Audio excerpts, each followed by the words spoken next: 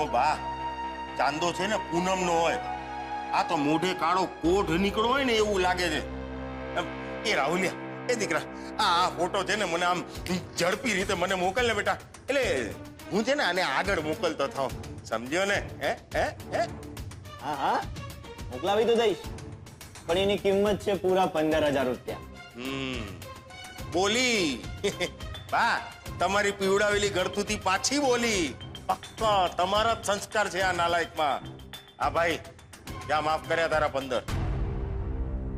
અરે વાહ, જોયું? આને કહેવાય બાપનું કાળજું. માફ કરી દીધા ને? કઈ પણ આજે નહીં તો કાલે થવાનું તો હતું જ ને. કિંજલરીના ઉપાડા ઓછા છે. કોક દાડો સુસંતીઓ તો કોક દાડો ઉત્કર્ષીઓ, કોક દાડો કોકને લાફો ઝીકી દેવાનો તો કોક દાડો કોકની હારે સગાઈ તોડી નાખવાની. તો કોક દાડો તો કોકનું ખસકે તો ખરું કે નહીં?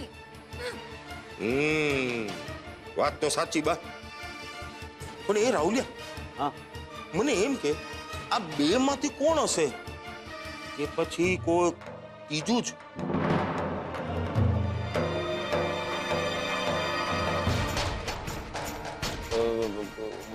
હોઈ શકે, કઈ કહેવાય નહીં. કદાચ ઓલો બાબુ હશે.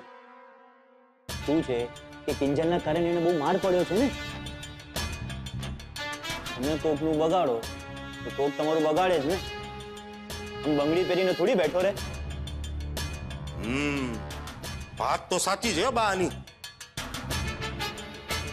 પણ કઈ પણ કે રાહુલિયા, તે તો દીકરા આજે એકદમ આમ મજા કરાવી દીધી. હે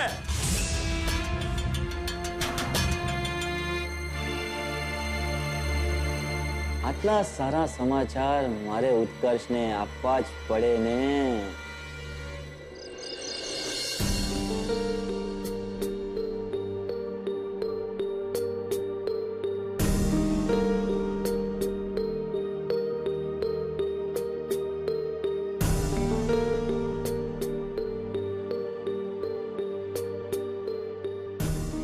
પપ્પા, પ્લીઝ, મને ખબર છે કે મારાથી બહુ મોટી ભૂલ થઈ ગઈ છે, પણ મને માફ કરી દો. કેટલીક ભૂલો માફ કરવાને લાયક નથી હોતી કિંજલ. પપ્પા, આવું ના બોલો પ્લીઝ. હું કબૂલું છું કે મારે આમ એકલા દૂધ લેવા નહોતું જવું જોઈતું. સોરી, છેલ્લી વાર. તમે કહો ને તો અંગૂઠા પકડવા માટે પણ તૈયાર છું. નાનપણમાં જેમ કરતી હતી, ઉઠક બેઠક આખી રાત. હા ને પપ્પા, આ દિવાલ છે ને ત્યાં ઊભી રહીને સોરી સોરી બોલવા પણ તૈયાર છું, કાન પકડીને. પણ મને છેલ્લી વાર માફ કરી દો પ્લીઝ. નહીં તો એવું હોય ને તો મારો મારો મને મારો. કિંજલ, હું મારવામાં નહીં, માફી આપવામાં માંગુ છું. આ વાત તું બહુ સારી રીતે જાણે છે. આજે તે જે ભૂલ કરી છે માફીને લાયક નથી. સોરી કહ્યું ને પપ્પા. સોરી? કઈ વાત તું સોરી? ભૂલ કરીને સોરી કીધું એટલે વાત પતી ગઈ? તારો બાપ અહીંયા 2 કલાકથી ફફડાટમાં બેઠો રહ્યો છે. તું સાબિત શું કરવા માંગે છે કિંજલ? કે તને કઈ થશે તો શું અમને કઈ ફેર નહીં પડે? કોઈ એમ સમજીશ કે માથેથી એક સાપનો ભારો ઓછો થયો? પેંડા વેચું બજારની અંદર?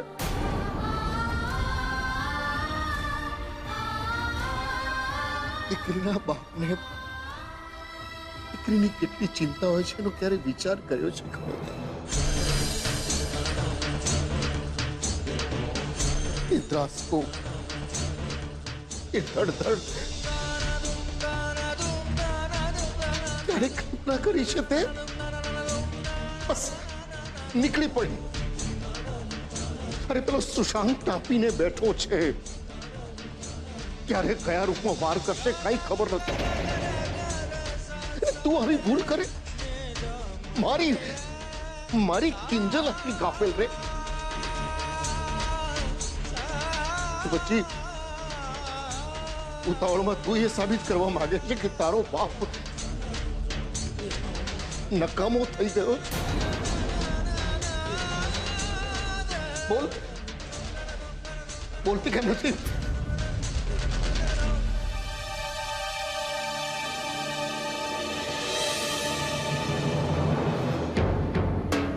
શું બોલું પપ્પા?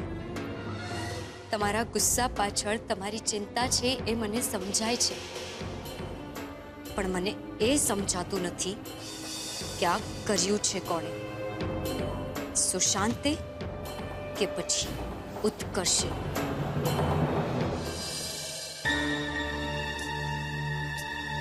લાગે છે પપ્પા કિંજલને બહુ ખીજાયા છે. મને તો બહુ ટેન્શન થઈ રહ્યું છે સેજલ દીદી. કિંજલ ઓલરેડી બહુ ડરેલી હતી અને એમાંય પપ્પાનું આવું રૂપ તો પહેલી વાર જોયું, અને એ પણ કિંજલ સાથે. ખબર નહીં આ ક્યારે ઉપર આવશે. આવી ગઈ કિંજલ. પપ્પા બહુ ખીજાયા? બીજલ, અત્યારે આ બધું પૂછવાનો ટાઈમ છે?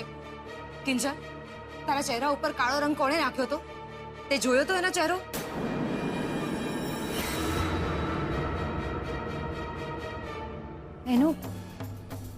એનો ચહેરો નહોતો દેખાતો,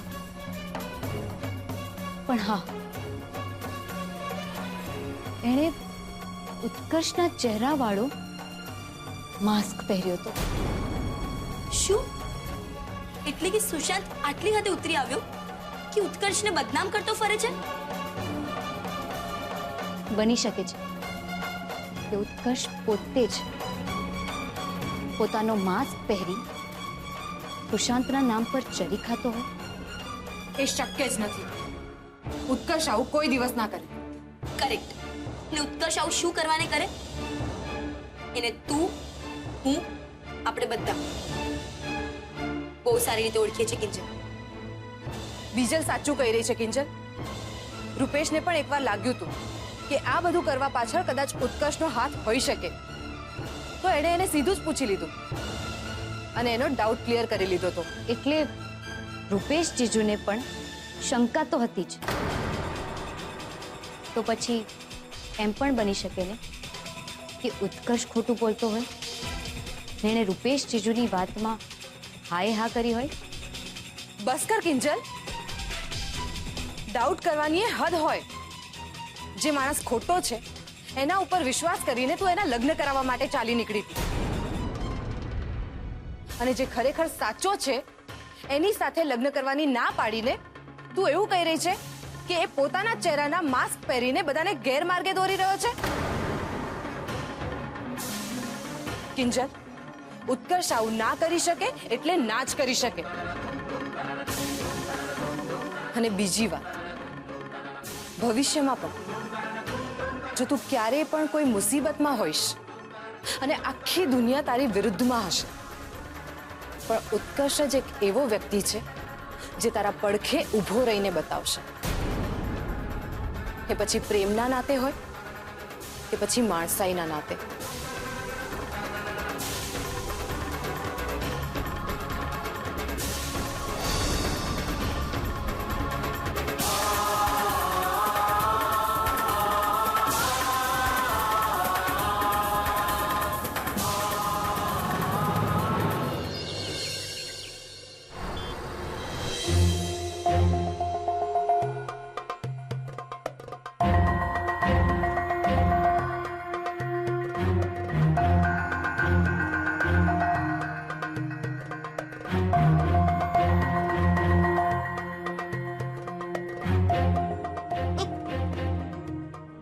ઇન્સ્પેક્ટર રાણા હજી સુધી આવ્યા કેમ નહીં? મોહનભાઈ, ક્યાંક તમે મારી રાહ તો નથી જોઈ રહ્યા? માફ કરજો, તમારી ઓળખાણ ન પડી. તમે? હું ધૈવત. એકચ્યુઅલી ગઈકાલે હું, મારી વાઈફ શ્રુતિ અને મારી દીકરી ક્લારા અમે અહીંયાથી પસાર થઈ રહ્યા હતા. તો મારી દીકરીએ તમારી દુકાનનું નામ વાંચ્યું, એને ખૂબ જ ગમ્યું, મોહન એન્ડ ડોટર્સ. અને મને કહેવા લાગી કે ડેડી, તમે જેટલો પ્રેમ મને કરો છો ને એટલો જ પ્રેમ આ મોહન અંકલ એમની દીકરીઓને કરતા લાગે છે.